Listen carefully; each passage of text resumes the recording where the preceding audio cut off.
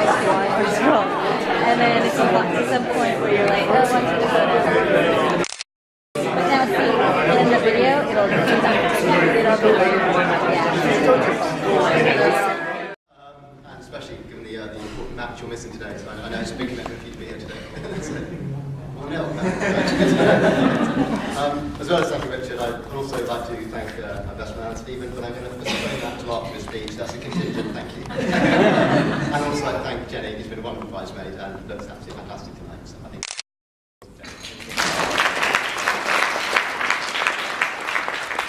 I'd also obviously like to thank, as an echo Richard, all of you for coming here. I mean, people have come from Oxford and London, but also much further afield. You know, people here from France, from California, from the Pacific Northwest, and even Manchester. So, thank you all very much for the effort to be here today. I think it's actually been, you know, in many ways, it's probably the most important day of Julia's life. And,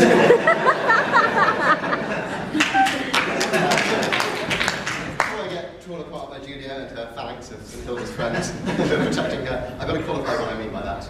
There was one day that arrived today, and that was about 11 years ago. I used to go back to a small seminar room in the outskirts of the science area, where all the young doctoral students at Oxford have been there, lectured about the obligations and responsibilities of academic life.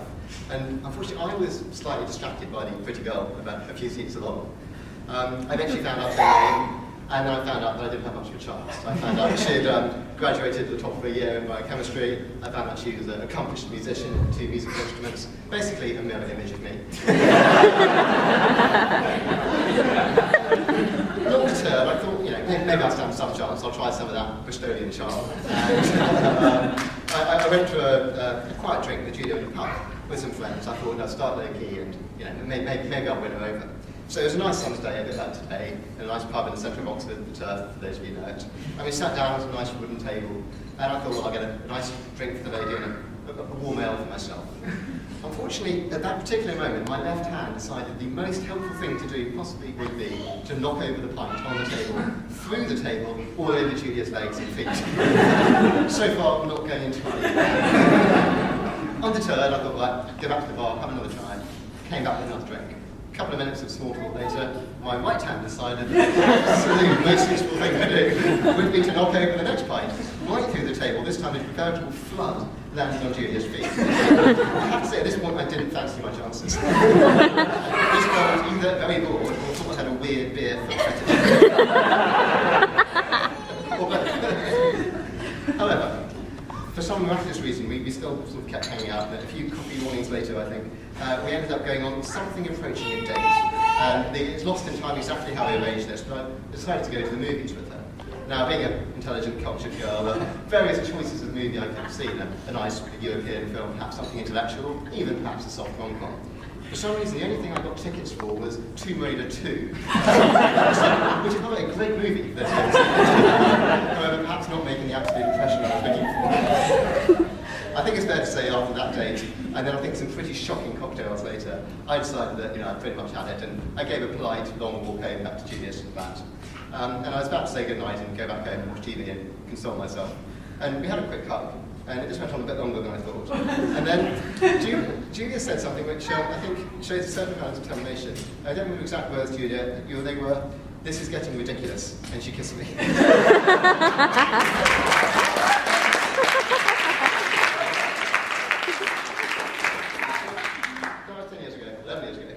And the next 10 years we have lived very happy and diverse life together here at Oxford.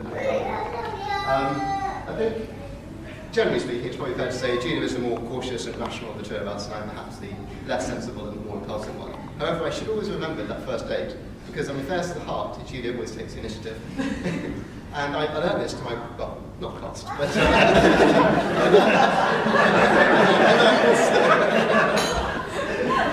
coming back from a long flight from Frankfurt, I got to Heathrow 11 o'clock on a night. I'd missed, of course, the significance of the date. Of course, it'd be the last day of February of the leap year.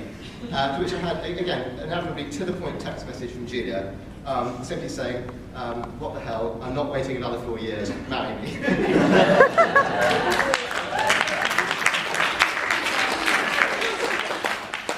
Obviously, I said yes. And we're here today. So I think that really... So far, so normal. But if he didn't get what he wanted, he would swiftly escalate to holding his breath, rolling his eyes up in his sockets, and turning a pale shade of blue. And our terrified parents would always cave. It was his special trick, and it never failed him. I rather suspect he's used it quite a lot over the years, not least for his Oxford PhD. I can only imagine whether or not this is how Christopher proposed to Julia. Perhaps it's this kind of ruthless determination that makes Chris such a passionate, if mad, scientist. Nothing shows this kind of passion more than his bring the work home with you ethos of Christmas 2007. Now, as anyone that knows the Scanlans knows, we take Christmas very seriously. And this particular Christmas, Mummy Scanlan, as was tradition, had put the frozen parsnips in the freezer. Somewhat less traditional that year was a small vial that created GP120 out of the pretty body.